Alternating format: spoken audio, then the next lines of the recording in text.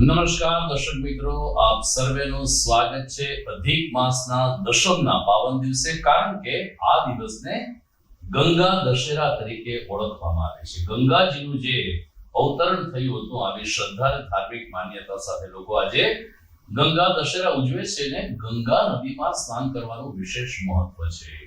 પાવન દિવસે જોઈએ આજના મુખ્ય સમાચાર.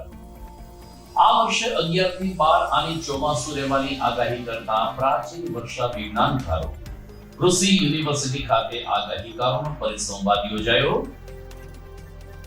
ભાજપ અને આમ આદમી પાર્ટી વચ્ચે ટાઈ પડ્યા બાદ જૂનાગઢ તાલુકા પંચાયતના પ્રમુખ પદની વરણી માટે ભાજપે ખેલ પાડ્યો. આપના 2 સભ્યોને પ્રવેશ ન મળતા ભાજપના પ્રમુખ અને ઉપપ્રમુખ ચૂંટાયા. સ્વામી મંદિર ખાતે પવિત્ર પુરુષોત્તમ માસ નિમિત્તે રાધારમણ દેવને કેસર કેળનો મનોરથ ધરાવાયો.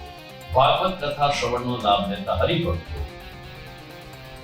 અને પ્રજ્ઞા ચક્ષુ કન્યા છાત્રાલય ખાતે પ્લાસ્ટિક સર્જરીનો વિનામૂલ્યે કેમ્પ યોજાતા જરૂરિયાતમંદ 22 લોકોએ લીધો કેમ્પનો લાભ. આ તમામ સમાચાર આપણે વિગતવાર જોઈએ તે પહેલા લઈએ એક બ્રેક.